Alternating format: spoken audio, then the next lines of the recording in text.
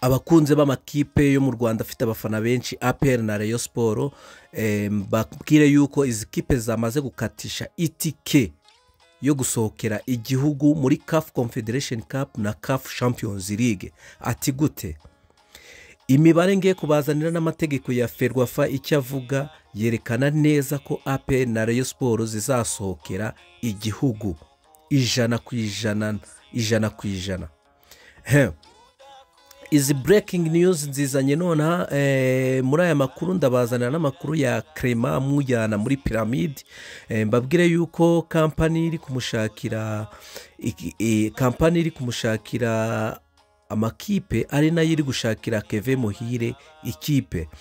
Reka dutangirane rero n'amakuru avuga yuko aya makipe yombi yamaze gukatisha tike yo gusohokera igihugu.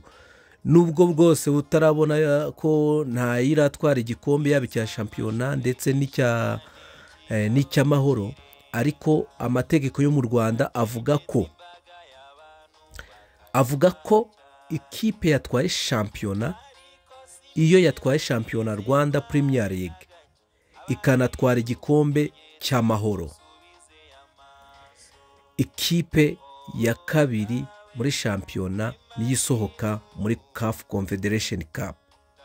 Iyo ikipe imwe yatwaye igikombe cya shampiyona, iyo ngiyo direct isohoka muri CAF Champions League. Iyo kipe rero ntiyaramenyekana, murabizi yuko ekipe ya Rayon Sport ari ya mbere, ikabikurikirwa na APR FC bafite ikinyuranyo cy'inota rimwe gusa, kandi bararusha amanota hafi 13 amakipe abakurikiye. Bivuze yuko byarangiye muri APR na Rayon Sport imwe izatwara igikombe cya shampiyona, indi biya kabiri. Ibyo biraguha ishusho ya mbere ry'amakipe uko agomba gusohoka. Ikipe tuvuge urugero, ikipe ya APR FC iramutse itwaye shampiyona igatwara n'igikombe cy'amahoro, Rayon Sport yahita isohoka muri CAF Confederation Cup, kuko amategeko avuga yuko ikipe yabaye ya kabiri muri shampiyona ariyo isohokera igihugu iyo ikipe yatwaye igikombe ari nayo yatwaye icy'amahoro. Ngira muri kubyumva neza. Wenda urundi rugero, reka mvuge yuko Rayon Sport ikomeje gusunika igatwara kino gikombe cya shampiyona, ako kanya direct tutitaye ngo yatwaye icy'amahoro cyangwa ntiyagitwaye, ni ukuvuga Rayon Sport yahita isohoka muri CAF Champions League direct. Noneho tuvuge APR yaba yaratwaye igikombe cy'amahoro igasohoka muri CAF Confederation Cup. Noneho tuvuge ko Rayon Sport yatwaye shampiyona ikanatwara n'igikombe cy'amahoro, APR nta gikombe na kimwe yatwaye. Wenda ni urugero, abafana ba APR ntimunyumve nabi, wenda ni urugero ndi kubahereza kugira ngo mubyumve neza uburyo amakipe yanyu yarangije gukatisha tike yo gusohokera igihugu. Tuvuge Rayon Sport itwaye igikombe cya shampiyona, irangije itwara n'icy'amahoro. Muri Ferwafa hari itegeko rivuga ngo iyo ikipe yatwaye shampiyona ari nayo itwaye icy'amahoro, ikipe yabaye ya kabiri muri shampiyona, ntabwo ari ukuvuga ngo ikipe yatsinzwe mu gikombe cy'amahoro finali ngo niyo isohoka muri CAF Confederation. Oya, amategeko ya Ferwafa avuga yuko ikipe ya kabiri muri shampiyona ariyo ihita isohokera igihugu muri CAF Confederation Cup. Kandi ni ukuvuga ati APR na Rayon Sport zageze finali y'igikombe cy'amahoro, kandi izo kipe zombi ni nazo zikurikiranwa muri shampiyona. Bivuze ko tutitaye ku yatwaye shampiyona, tutitaye ku uzatwara icy'amahoro, ni ukuvuga ngo zino kipe zarangije gukatisha itike. Imwe izatwara igikombe cya shampiyona, indi itwara icy'amahoro, zombi zisohoke. Imwe ni inatwara shampiyona ikanatwara n'icy'amahoro, ya yindi yabaye ya kabiri muri shampiyona ariyo APR cyangwa Rayon Sport, kuko zasize yari amakipe amanota menshi cyane. Bivuze yuko ikipe imwe muri izi igomba kuba iya kabiri muri shampiyona, igomba nayo guhita isohokera igihugu. So ubu ngubu rero ni ukuvuga ayo makipe yasohotse 100% yasohokeye igihugu. ubu ngubu nimugoroba mace ya APR na polisi yari iri guca urubanza. APR kuyitsinda igahita ikomeza finale, ni ukuvuga yari ikatishije itike yo gusohoka. Rayon Sport nayo gutsinda ino mace igahita igenda finale, nayo yakatishije itike yo gusohokera igihugu, kuko aya makipe n'ubundi ari yari gukubana muri shampiyona, bivuze ko yombi yakatishije itike. Wenda reka tuvuge ko murabizi ko finale izaba ejo bundi ku cyumweru nibwo finale izabera muri stade Amahoro. Iyi ni derby y'u Rwanda, ni amakipe ageze finale ameze neza cyane, ameze nk'aho yagarutse muri forume, yaba APR iri muri forume, yaba Rayon Sport iri muri forume.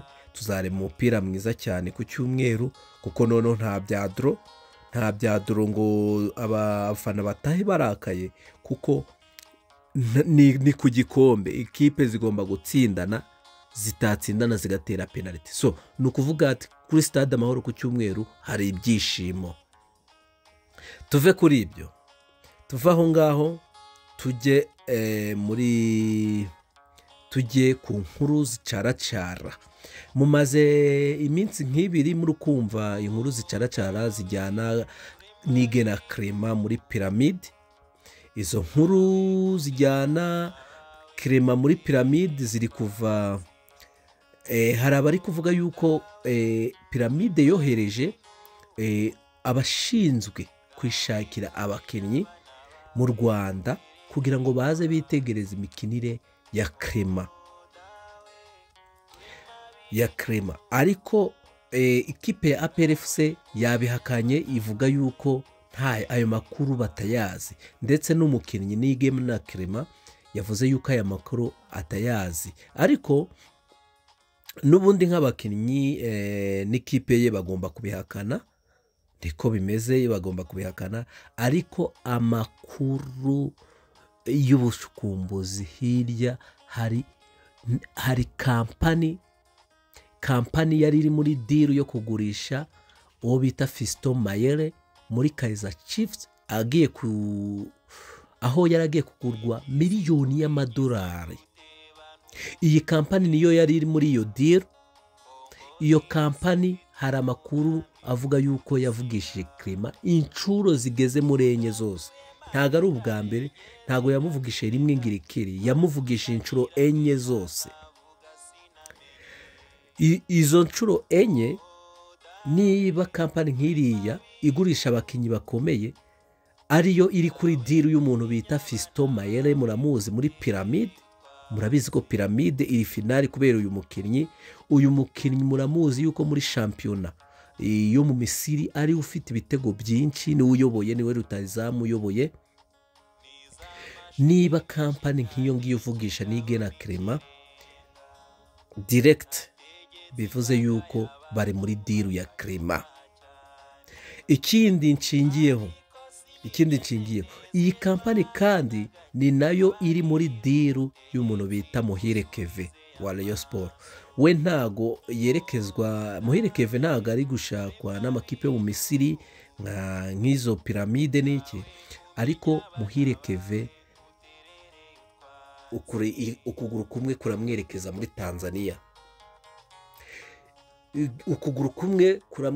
muri Tanzania, Muhire Kevin ari guteganwa nk'umukinnyi ugomba kujya gusimbura Feitoto mu kipe ya Azam FC. Feitoto bamuzi wa wundi bita Faisal, ni umukinnyi wabo w'inkingi ya mwamba. Ariko amakipe, hari ikipe yitwa Kaizer Chiefs akinwamo n'umunyarwanda bita Ntwari Fiacre. Iyo kipe iri gutanga ibihumbi 300 by'amadolari kuri uyu mukinnyi.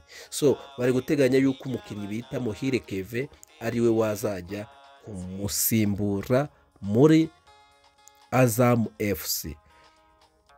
Ntugende udakoze subscribe kuri YouTube channel, usharinge, ukomantinge amakuru tuguhereza nta vumbi riba ririho kabisa, ntabwo aba yanduye, ntabwo aba ariho umucafu, aba ari amakuru kandi yizewe 100%. nk'iyi nkuru yo gusohoka 100%, izi kipe zarangije gukatisha itike yo gusohokera igihugu. Ciao ciao, ndabakunda cyane, ndabakunda. Imana ibafashe, ibarinde mu buzima bwa buri munsi bwose. Bye bye.